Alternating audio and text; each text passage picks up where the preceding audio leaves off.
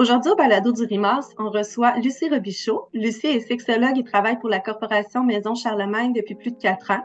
Elle est actuellement au sein du programme Parenthèse, un programme qui accompagne les hommes ayant commis des infractions à caractère sexuel, mais aussi leur entourage dans le cadre de leur réinsertion familiale et ou conjugale. C'est bien ça, Lucie? Oui, allô, merci. Merci beaucoup d'être ici avec moi aujourd'hui. Le travail que vous effectuez auprès des auteurs d'infractions à caractère sexuel est extrêmement important. C'est pour sensibiliser justement la population sur l'importance de leur réinsertion. Tu es avec moi aujourd'hui, mais également aussi pour les éduquer sur les facteurs favorisant une meilleure réinsertion. C'est ça, le programme Parenthèse, c'est un programme qui est offert par la Corporation Maison Charlemagne à Montréal. Puis comme tu l'as nommé, c'est un programme dans lequel on accompagne les auteurs d'infractions à caractère sexuel. Dans le cas du programme, on accompagne les hommes qui ont été judiciarisés au niveau fédéral. On les accompagne dans leur réintégration familiale et ou conjugale. OK. Ouais. Fait que c'est ça, dans le fond, au niveau du programme Parenthèse, il y a 2 volets, puis selon les besoins de chacun, chaque personne peut être orientée dans le volet qui correspond à ses besoins. Ça peut être un, ça peut être les deux. Il y a le volet conjugal et ou entourage, puis il y a aussi le volet parents-enfants. Ouais. En fait, au niveau conjugal et ou entourage, ça s'adresse aux personnes qui souhaitent réintégrer soit leur milieu familial, qui souhaitent renouer ou travailler les liens avec leur entourage, leur partenaire ou même un ou une future partenaire, de travailler tous ces liens-là en considérant tout ce que la judiciarisation implique, excuse-moi, puis tous les impacts des délits qui ont été commis aussi, parce que ça peut avoir beaucoup d'impact sur, sur le ou la partenaire, puis sur les membres de l'entourage aussi. Donc, dans ce volet-là, on accompagne l'individu à travers tout cet aspect-là. Puis au niveau parents-enfants, ça s'adresse aux pères, au niveau de parenthèse, vu qu'on travaille avec les hommes. Fait que ça s'adresse aux pères qui ont des enfants qui ne sont pas nécessairement mineurs. Là. Ça peut être des enfants adultes. Mais dans ce volet-là, on va travailler soit tout ce qui est les habiletés parentales ou encore une fois, renouer ou travailler les liens, les difficultés qui sont présentes avec les enfants. OK. Ouais. Puis ça, c'est pas nécessairement avec des auteurs qui auraient effectué des actes, des attouchements envers leur enfant. Parce que j'imagine que là, ça se trouve à être un autre volet. En fait, ça dépend de chaque situation. Ça peut, mais pas nécessairement. Quand c'est la victime directe qui est impliquée, ça va pas... ça veut pas dire nécessairement que on va inscrire la personne dans le volet parent-enfant. Parfois, c'est la victime directe, mais pas nécessairement. Okay. Par contre, on considère quand même que les membres de l'entourage, les enfants, ou bref, toutes les personnes, toutes les proches de l'auteur, c'est quand même des victimes. C'est des victimes indirectes, secondaires, collatérales qui vivent beaucoup de conséquences aussi à la suite des délits. Là. Est-ce que vous aidez aussi ces gens-là? Vous aidez la personne, mais également l'entourage? Oui, exactement. Okay.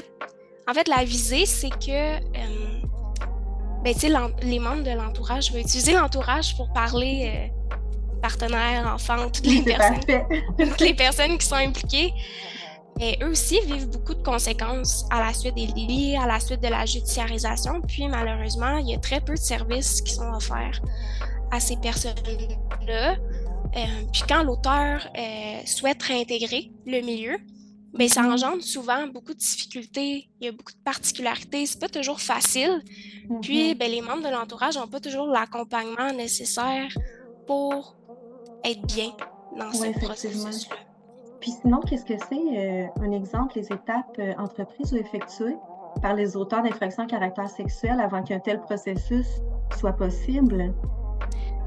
Je dirais à parenthèse, on demande à ce qu'il y ait une reconnaissance minimale des délits de la part de l'auteur c'est vraiment c'est une question en fait de temps, de contraintes, là, dans le sens qu'à parenthèse, malheureusement, on ne peut pas offrir les services indéfiniment à l'auteur. Donc, c'est sûr que s'il y a un travail qu'il y a à faire de ce côté-là, que la personne ne reconnaît pas du tout, mais ça peut être plus compliqué, la réintégration familiale. Tu sais, ça amène des enjeux qui sont différents. Donc, à parenthèse, on demande à ce qu'il y ait une reconnaissance minimale. Par contre, tu sais, pour pour des professionnels ou pour un autre organisme qui n'a pas nécessairement cette contrainte-là, je pense que ce processus-là de reconnaissance peut se faire parallèlement à toutes les démarches en lien avec la réintégration. C'est peut-être juste que la réintégration va prendre plus de temps à faire. OK, je comprends. Puis qu'est-ce qui est abordé pendant, ce traitement-là, en fait? Oui, bien, premièrement, je veux juste souligner, c'est pas un traitement. Ouais, c'est vraiment un accompagnement qu'on fait. Donc, c'est pas du traitement. Premièrement, je suis pas apte à faire du traitement dans mon rôle de sexologue, mais c'est vraiment un accompagnement qu'on fait auprès des auteurs puis auprès de leur famille. Il y a vraiment beaucoup de choses qu'on peut faire. Je pourrais en parler très, très longtemps. Tu peux nous donner juste un exemple type, un auteur, arrive, à la Corporation Maison Charlemagne, demande d'avoir accès à cet outil-là, en fait, à ce programme-là. C'est quoi les premières étapes qu'il doit, franchir pour y avoir accès? Mis à part, la reconnaissance, des actes. Oui, bien dans le fond, quand on rencontre la personne pour la première fois, c'est sûr qu'on va regarder avec elle c'est quoi sa compréhension de sa trajectoire délictuelle, de son cycle délictuel, ou peu importe comment on l'appelle, là, de sa progression comportementale. Parce que avant de réintégrer le milieu familial, on veut que la personne ait une compréhension adéquate de tout ça. On veut aussi que la personne comprenne ou ait une idée des conséquences que les victimes directes et indirectes ont pu vivre à la suite des délits. Parce que, on se rappelle, même si la victime ou les victimes ne sont pas nécessairement dans le milieu dans lequel la personne souhaite réintégrer, ben, les proches, l'entourage, ça reste quand même des victimes secondaires qui ont vécu des conséquences à la suite des délits. Puis c'est important que l'individu ait cette compréhension-là. Fait que ça, c'est deux notions qu'on aborde systématiquement. Puis quand on pense que l'auteur pourrait approfondir sa compréhension de son cycle délictuel, ben c'est une des premières choses qu'on va travailler dans le programme.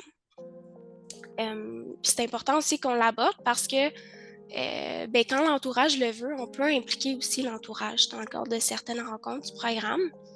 Puis, ben, on offre généralement cette possibilité-là à l'entourage d'entendre leur proche, qui est l'auteur, sur les étapes qui ont amené au délit. OK. Ça doit être bénéfique, justement, d'intégrer l'entourage de l'auteur à ce programme-là?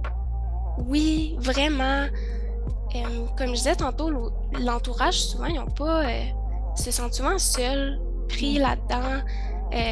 Eux aussi vivent leurs propres enjeux par rapport au délit. Puis là, en plus, il faut qu'ils vivent les enjeux reliés à la réintégration de leurs proches.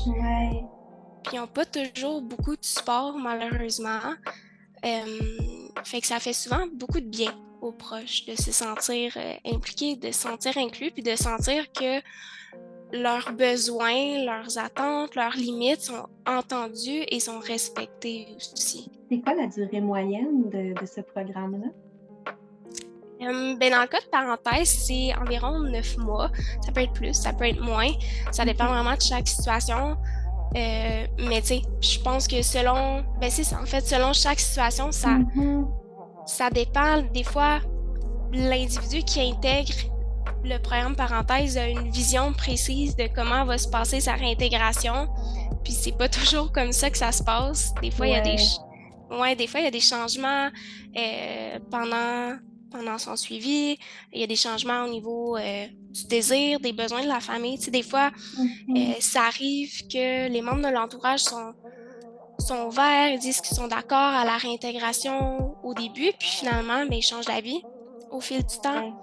ou des fois, ils réalisent qu'il y a peut-être d'autres enjeux qu'ils souhaitent travailler avant que leurs proches réintègrent le milieu. Des fois, ils réalisent que c'est pas leur souhait, ou des fois, ça peut être le contraire aussi. Des fois, ils étaient peut-être fermés au début à l'idée que leurs proches réintègrent le milieu, puis ça peut changer avec le temps. Peut-être qu'il y a une ouverture qui peut se développer. Donc, c'est ça. C'est dur à dire la limite de temps parce que ça dépend vraiment de chaque personne. Il n'y a pas vraiment de limite, là. Non. Ben, c'est sûr, à la parenthèse, il y a la contrainte de temps, mais je pense de façon générale, il n'y a pas nécessairement de limite. Okay. De limite. Ouais. Oui. Puis le traitement, les outils qui sont offerts aux auteurs ayant commis un délit au sein de leur famille immédiate, est-ce que c'est la même chose? C'est une excellente question. Je te dirais que quand la victime est dans la famille immédiate, ça ajoute des enjeux qui sont différents. Ça a ses propres particularités. Je dirais qu'une des premières choses qu'on va explorer avec la famille ou la personne ou la victime, c'est leur désir en lien avec la réintégration de leurs proches. Puis là, quand je vais parler de victimes directes, mais aussi des victimes indirectes, parce que je trouve que c'est important. Est-ce que tout le monde qui est impliqué souhaite que leurs proches réintègrent ou non le milieu familial? Puis ça, c'est vraiment mon opinion à moi, mais je pense que quand l'entourage ou la victime directe n'est pas en accord avec ça, moi, je ne vais pas encourager l'auteur à intégrer le milieu, tout simplement parce que c'est important, à mon avis, de respecter les besoins, puis c'est important de respecter les limites des victimes. Oui, tout à fait. Puis on en a parlé justement tantôt là, de l'accompagnement qui était réalisé auprès de l'entourage de l'auteur. De quelle façon est-ce que ça va fonctionner si, admettons, l'entourage ne veut pas participer aux rencontres? Elle serait d'accord parce que l'auteur fasse son cheminement pour réintégrer pour réintégrer la famille, réintégrer sa vie, en fait, mais qu'est-ce qu'il en est si eux ne veulent pas participer à tout ça? C'est quoi leur rôle dans tout ça? En fait, tu veux dire si l'entourage est d'accord en lien avec la réintégration familiale, mais qui ne souhaite pas s'impliquer dans le cadre du suivi? Exactement. Oui, ça peut se faire, puis ça arrive quand même, tu sais, des fois, en fait, c'est pas toujours facile à la base pour les membres de l'entourage de devoir coper, entre guillemets, avec les conditions légales, l'encadrement. Déjà, il y a souvent un agent qui va être impliqué, un agent de libération correctionnelle ou un agent de probation. Quand l'individu est en maison de transition, par exemple, il peut avoir des conseillers cliniques qui sont impliqués. Ça fait quand même beaucoup. Fait que ça arrive des fois que l'entourage ne souhaite pas s'impliquer dans un autre programme en plus. Je dirais que dans ce cas-là, on va travailler les mêmes choses avec l'auteur. On va travailler encore les conséquences qu'il croit que ses proches ont pu vivre, tout ce qui est sa progression comportementale, tous les enjeux liés aux relations interpersonnelles et affectives, toutes les difficultés vécues dans sa relation avec ses proches. Fait qu'on va faire le même travail, sauf qu'on n'aura pas nécessairement le pouls des proches. Par contre, on fait quand même des appels, on a quand même des contacts, on peut avoir des contacts avec le ou la partenaire ou les proches qui sont impliqués juste pour prendre le pouls sur comment ça se passe. Est-ce qu'eux vivent des difficultés? Est-ce qu'eux ont des craintes? Est-ce qu'ils ont des choses qu'ils aimeraient qu'on aborde? Puis, on va quand même encourager l'auteur à avoir ces discussions-là avec les membres de son entourage. On sera peut-être seulement pas impliqué dans ces rencontres-là. OK, parfait. Est-ce que la réinsertion dans l'entourage, dans la famille, est-ce que ça débute dès le programme ou ça vient plus tard, une fois que l'auteur a effectué du travail sur lui-même, que l'entourage a également pris le pouls de la situation? C'est une bonne question. Je dirais ça dépend vraiment de chaque situation. De mon côté, mon opinion là-dessus, serait que ce serait préférable de prendre son temps pour s'assurer de bien faire les choses. Par contre, c'est pas toujours possible, dépendant de chaque situation. Tu sais, moi, beaucoup de mes clients, quand je commence à les voir, sont en maison de transition. Fait que déjà là, on a du temps de plus avant que la personne réintègre le milieu parce que il est dans un autre milieu qui est encadré. Fait qu'on a le temps de se préparer, on a le temps d'aborder toutes les questions nécessaires. La personne a le temps d'avoir les discussions nécessaires avec ses proches. On a le temps d'aborder toutes les limites qui devront être instaurées, les attentes de chacun. On a le temps de faire ça. Par contre, c'est pas toujours possible. Ça arrive des fois qu'on va avoir un client qui a commis les délits qui va déjà être dans le milieu. À ce moment-là, on va juste s'adapter à sa situation. OK. Évidemment, c'est pas toujours positif pour tout le monde. Puis dans le cas où il y aurait plus de méfaits que de bienfaits, on ne va pas encourager ce type de réinsertion-là.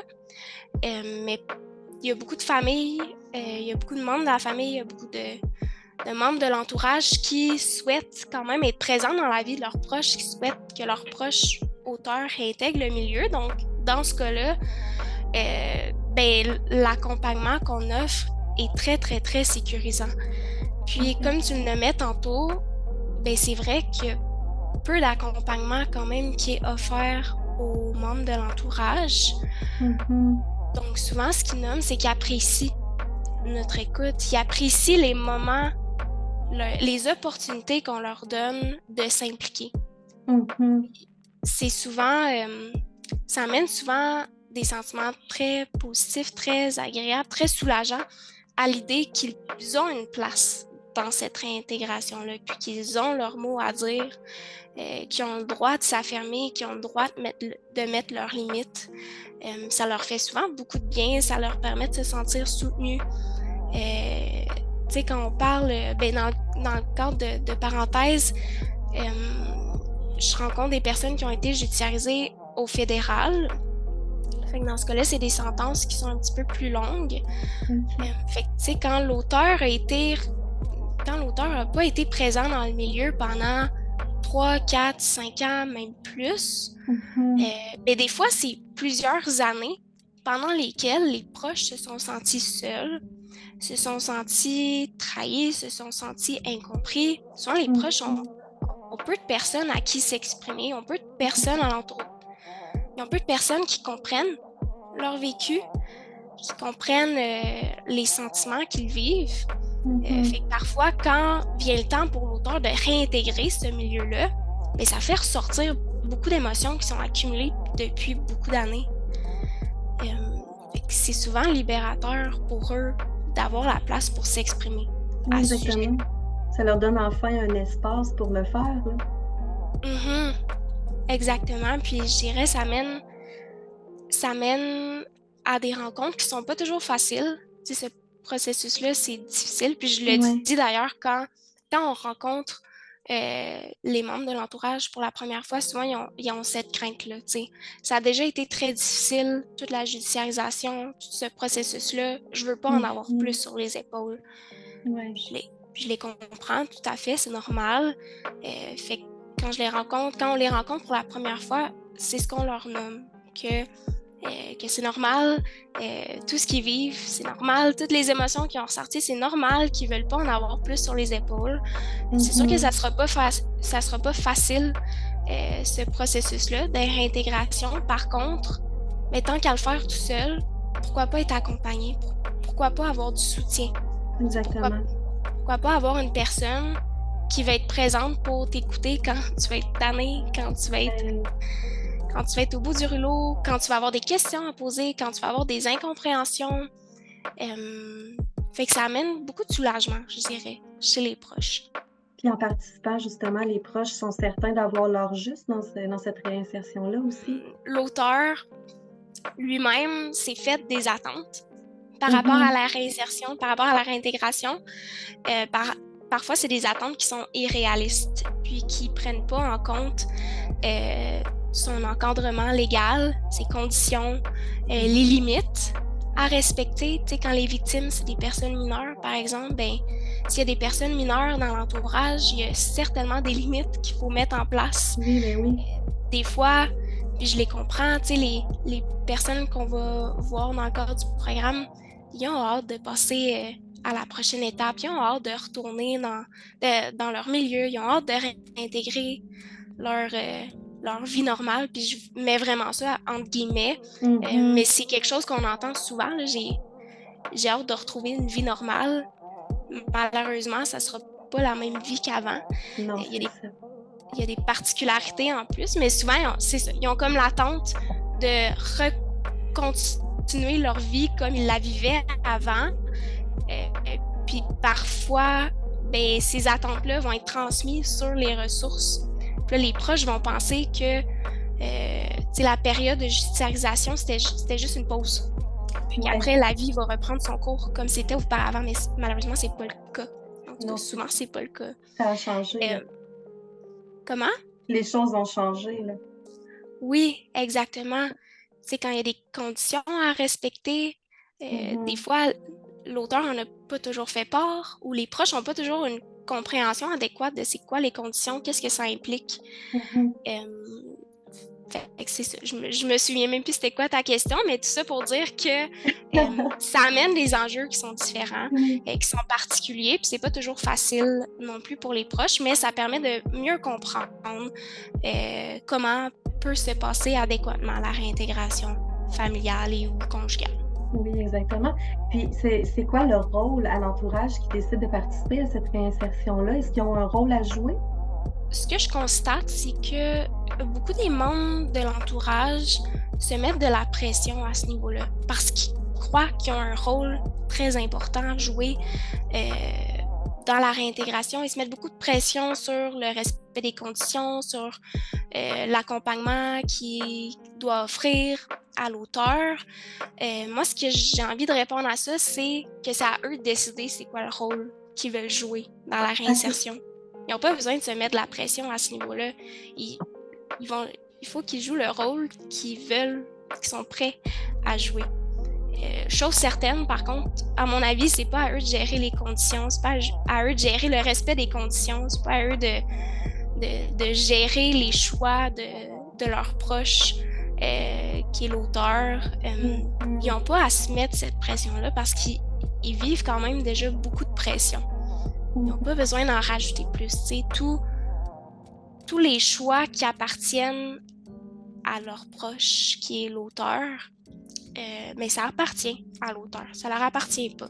Leur rôle là-dedans, ben, c'est peut-être juste de se respecter eux-mêmes, de respecter leurs limites, d'affirmer aussi leurs limites, d'affirmer leurs besoins, puis ben, d'agir comme soutien selon ce qu'ils sont prêts à faire. Puis on en a parlé tantôt, il n'y a pas de limite de temps avant que l'auteur réintègre son entourage, mais pas une fois qu'il a réintégré, parce qu'il peut avoir réintégré dès le début, mais à quel moment est-ce que vous jugez qu'il est bon de cesser le suivi, de cesser le programme? Encore une fois, en parenthèse, c'est sûr qu'il y a une contrainte de temps. Donc, des fois, c'est pas toujours possible de maintenir le suivi, même s'il pourrait y avoir des bienfaits. Je pense pas, à mon avis, le suivi devrait pas s'arrêter dès que la personne a réintégré son milieu familial, parce que généralement, c'est là qu'on voit les difficultés. T'sais, les personnes ont bien beau se faire des attentes par rapport à la réintégration, excuse-moi, mais tant que la personne elle n'est pas réintégrée complètement dans son milieu, mais on ne verra pas les enjeux réels que ça implique.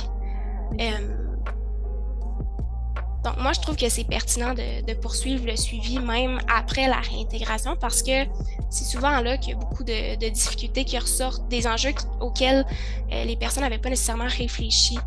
Puis ça permet de travailler ces enjeux-là. Quand c'est possible, à mon avis, le suivi peut se maintenir tant qu'il y a des besoins, tout simplement. Oui, tout à fait. Puis, tu parles depuis tantôt des contraintes de temps que la corporation Maison Charlemagne a. Est-ce que tu peux nous expliquer c'est quoi ces contraintes de temps-là? Oui, ben en fait, c'est vraiment par rapport au programme parenthèse, là, pas par rapport aux autres services. Mais c'est ça, malheureusement, le programme parenthèse peut être offert jusqu'à la fin mandat, jusqu'à l'expiration du mandat de la personne. Donc, à la suite de ça, on peut offrir de l'accompagnement post-mandat, si je peux dire, mais on ne peut pas poursuivre les rencontres de façon hebdomadaire ou de façon plus régulière avec les personnes. Ça, le mandat, il s'agit de quoi? Dans le fond, c'est l'expiration de la sentence, là. Fait que, mettons que la personne avait une sentence de 5 ans. Après ces 5 ans-là, malheureusement, on peut plus offrir l'accompagnement, on peut plus offrir les services qu'on offrait. Par contre, évidemment, on reste toujours disponible si la personne a des questions, si l'entourage, il y a des changements dans la situation, on peut offrir des rencontres post-suivi, si je dirais. Mais ça peut pas être fait de façon régulière. OK, je comprends. Puis, une fois que l'auteur a réintégré son milieu, est-ce qu'il y a des stratégies qui sont mises en place afin de minimiser les risques de récidive? Oui. Ben, en fait, les stratégies sont mises en place dès son intégration au programme. Puis, en fait, juste l'intégration au programme, ça peut agir comme facteur de protection parce que, ben, on sait qu'avoir un entourage pro-social qui est soutenant, qui comprend les notions des agressions sexuelles, qui comprend bien la dynamique de la personne, puis qui soutient pas les agressions sexuelles, on sait que ça peut agir comme facteur de protection. Fait que déjà là, en partant, ben, ça peut minimiser, ou du moins ça peut limiter les risques. Mais sinon, le simple fait de travailler sur les facteurs de risque qui sont identifiés comme la sexualité, l'impulsivité, les difficultés relationnelles, les difficultés liées à l'intimité, la gestion des émotions, qui sont toutes des thématiques qu'on peut aborder dans le cadre du programme. Déjà ça peut jouer sur le risque. Aussi le fait d'informer les proches de la dynamique délictuelle de l'auteur. On peut faire aussi l'éducation auprès des proches sur mais c'est quoi les agressions sexuelles? Parce que c'est pas tout le monde qui ont la même compréhension de ça. Des fois, ils savent même pas c'est quoi une agression sexuelle. Fait qu'on fait de l'éducation, sur les limites relationnelles aussi qui doivent être instaurées. On travaille aussi en collaboration avec plein d'autres organismes quand c'est possible. En fait, moi, j'encourage beaucoup le travail en collaboration. Ça enlève un peu de poids aussi sur nos épaules. Puis, ça permet de travailler sur différents enjeux en même temps. Puis, à la fin du programme parenthèse, on fait toujours ce qu'on appelle un plan de prévention familiale. C'est un peu comme un plan de prévention de la récidive, mais qui est plus axé sur la réintégration familiale. Fait que dans ce plan-là, on implique les ressources si elles le souhaitent. Puis on identifie tous les moyens, les choses qui devront être mis en place ou qui sont à maintenir dans le futur pour limiter un retour, la possibilité d'un retour vers les facteurs de risque. C'est quoi les signes de changement négatif dans le comportement de la personne qui pourraient indiquer que OK, ça va pas super bien en ce moment. Puis, c'est quoi le rôle de l'entourage si jamais ils constatent ces choses-là? Qu'est-ce qu'ils peuvent faire? Comment est-ce qu'ils peuvent aider leurs proches? Puis, je dirais que cet exercice-là souvent sécurise les membres de l'entourage parce que ils ont souvent le désir d'aider, le désir de soutenir, mais ils savent pas comment. Oui, c'est certain. Oui, fait que le simple fait de faire cet exercice-là, ça enlève comme un poids sur les épaules. OK. C'est bien. Puis, une fois le mandat terminé, advenant que l'auteur a besoin d'aide, vous n'êtes pas disponible, est-ce qu'il y a un endroit où il peut se diriger pour obtenir rapidement une ressource? Malheureusement, il n'existe pas beaucoup de ressources qui offrent ce type de réintégration, de réinsertion-là. En tout cas, s'il y a d'autres organismes, je ne les connais pas nécessairement, peut-être qu'il y en existe dans d'autres régions. Ce que j'ai envie de dire, c'est si jamais les membres de l'entourage ont besoin d'un accompagnement ou même si l'auteur a besoin d'un accompagnement, ils peuvent toujours se référer à leur ancien agent de probation ou agent de suivi communautaire ou agent de libération. Sinon, ils peuvent toujours se référer à certains organismes qui offrent des services aux proches de personnes judiciarisées. Par contre, de ce que je connais, les services sont pas toujours spécialisés en matière d'agression sexuelle. Donc, juste garder ça en tête parce que des fois, ça amène des enjeux qui sont différents.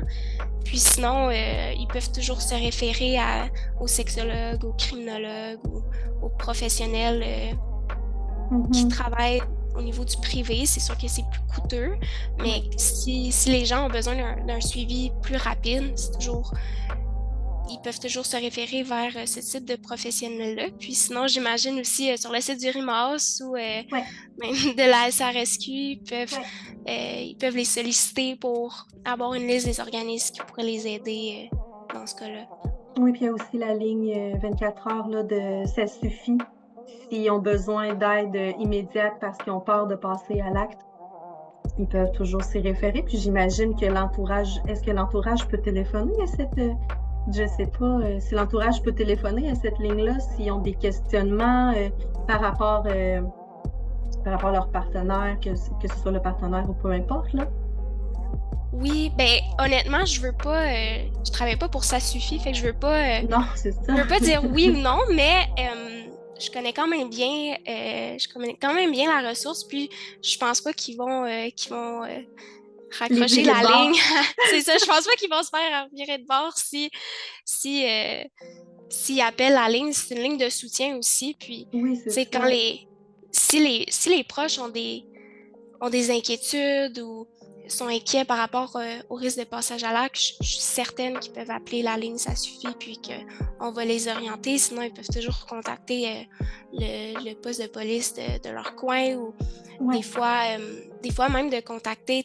En fait, quand j'expliquais le plan de prévention familiale, parfois l'auteur va dire ben si tu vois que je vais pas bien, si tu vois XY signe, je te donne l'autorisation de contacter mon ancien agent.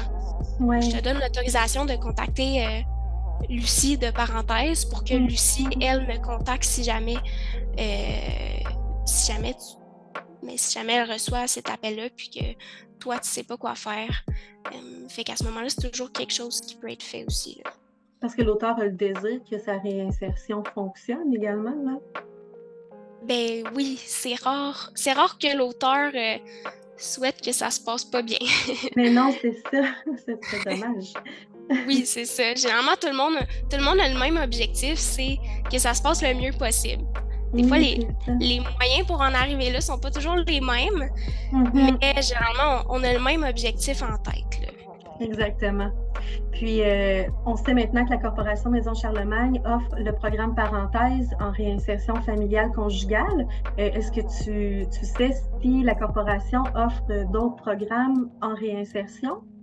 Réinsertion sociale, peut-être réinsertion au travail, etc.? Oui, ben en fait, moi j'ai travaillé dans un CRC de la corporation. Dans le fond, il y a deux CRC, un provincial, un fédéral. Donc moi j'ai travaillé au niveau fédéral. Donc il y a deux CRC, il y a aussi une agence communautaire qui fait le suivi en communauté. On collabore aussi avec d'autres organismes. Il y a d'autres programmes aussi de la corporation qui sont offerts, dont le programme Parenthèse. Donc, il y a plein de services. Il n'y a pas de service d'employabilité, là. C'est vraiment des services de réinsertion sociale, mais à travers tout ça, on accompagne les individus dans leur réinsertion. Puis c'est offert aussi seulement aux hommes judiciarisés. OK, parfait. Puis, on en parlait tantôt là, du portrait actuel des services qui offraient ce type de réinsertion, puis tu disais qu'il y en a très, très peu, là. Ouais, exactement. Malheureusement, c'est pas la réinsertion conjugale et ou familiale, c'est pas un sujet qui est tant abordé. Malheureusement, les personnes ressources sont souvent mises de côté dans tout ce processus-là. Puis je pense que ça se traduit aussi par le manque de services qui leur est offert.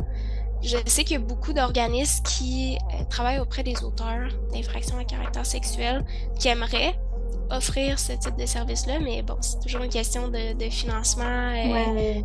etc. Donc, c'est pas toujours possible. Mais je pense que c'est un service qui peut être offert par n'importe quel professionnel qui a la motivation, l'intérêt. Puis des fois, tu sais, les professionnels qui travaillent déjà auprès des auteurs d'agressions sexuelles, ben, peut-être sans même le savoir, ils font déjà cet accompagnement-là. C'est ça. En Mais ouais, parallèle du traitement, là. exactement, en parallèle du suivi. Tu sais, souvent, je peux m'imaginer, par exemple, une sexologue au privé qui reçoit des auteurs d'agressions sexuelles qui ont passé au travers tout le processus d'incarcération, de judiciarisation, ben, ça peut faire partie des objectifs du suivi, d'accompagner cette personne-là dans la réintégration de son milieu, puis la réintégration de sa relation conjugale ou de sa vie familiale, de son rôle parental, etc. Mais ouais, malheureusement, il y a très peu de services qui offrent ça. J'aimerais ça qu'il y en ait plus. Ben justement, aujourd'hui, peut-être que ça va donner envie à certains organismes de mettre en place un programme qui aiderait justement à ce type de réinsertion-là. Oui, tout à fait. Puis, tu sais, les Oui. professionnels qui ont des questions ou qui sont incertains peuvent toujours nous contacter à parenthèse pour nous poser leurs questions ou pour valider certaines choses, là. On Mais est oui, toujours prendre le disponible pour pouls, ça. Tout à c'est fait. super intéressant. Puis sinon, est-ce que tu as des pistes à nous partager qui favoriseraient une meilleure réinsertion familiale ou conjugale? Oui, au niveau de l'auteur ou au niveau de l'entourage? Tu peux les deux. Si tu en as pour les deux, écoute, on va tout prendre. Oui, ben en fait, je dirais premièrement, mot-clé, ouverture. Oui. Toujours. Ouverture, transparence, face aux difficultés. Peut-être aussi limiter les attentes. Pas se faire trop d'attentes par rapport à la réintégration. Je sais que c'est difficile, mais quand tu te fais beaucoup d'attentes au début, ben ça se peut qu'en arrivant au programme, on pète ta bulle un peu. Mais oui. Ça se peut que tes attentes ne soient pas nécessairement atteintes au final. Fait que de limiter ses attentes, ça peut aider aussi au niveau de la déception. Mais c'est ça, être ouvert aux interventions, être transparent face à ses difficultés, solliciter beaucoup l'avis de leurs proches. Tu sais, des fois, l'auteur qui est en processus de réinsertion sociale, il va pas nécessairement penser de solliciter comment est-ce que leurs proches se sentent dans tout ce processus-là. C'est quoi les conséquences qu'eux ont vécues? C'est quoi les questions qu'ils ont par rapport au délit? Fait que moi, ce que j'encourage, c'est posez-leur des questions. Ouvrez le sujet si les proches sont ouverts, bien sûr, par rapport à ça. Prendre son temps. Plus. Pas aller trop vite. Respecter le rythme aussi, puis la quiétude des victimes. Si, autant les victimes directes et indirectes, si elles ne souhaitent pas que vous soyez présent dans leur vie, ben, c'est important de respecter ça aussi. Puis au niveau des proches, ce que je dirais, ben, c'est de respecter, d'identifier et de respecter leurs propres limites aussi. C'est correct d'avoir des limites, c'est correct d'avoir des attentes, c'est correct de ne pas vouloir que l'auteur intègre le milieu ou c'est correct d'avoir des inquiétudes. Respectez-vous là-dedans. C'est important de respecter vos besoins, c'est important de respecter vos limites. C'est important de nommer aussi vos attentes. Puis, si vous êtes inconfortable là-dedans aussi, sachez que il y a des ressources qui peuvent vous aider, puis vous pouvez obtenir de l'aide. C'est important de ne pas rester seul dans tout ce processus-là. Exactement, autant l'auteur que l'entourage, c'est important de bien s'entourer, puis une chance, mais vous êtes là au programme Parenthèse pour en aider le plus possible. Oui, en effet. Écoute, c'est ce qui mettrait fin à notre discussion. J'espère que cette entrevue-là va avoir aidé à faire tomber quelques barrières au sujet de la réinsertion des auteurs d'infractions à caractère sexuel. Pour les ressources nommées comme la Corporation Maison Charlemagne, je vais l'ajouter dans la barre de discussion. Lucie, un énorme merci pour ton temps, puis pour ta contribution à ce que la réinsertion de ces personnes se passe dans des conditions optimales. Mais merci beaucoup à toi, puis merci de m'avoir donné cette opportunité-là de parler un petit peu plus d'un sujet qui me passionne énormément.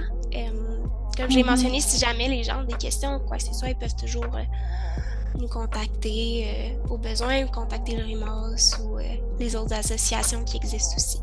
J'espère que ça va avoir donné le goût à certains de faire les démarches pour intégrer ce type de programme à leur organisme, peut-être. J'espère aussi.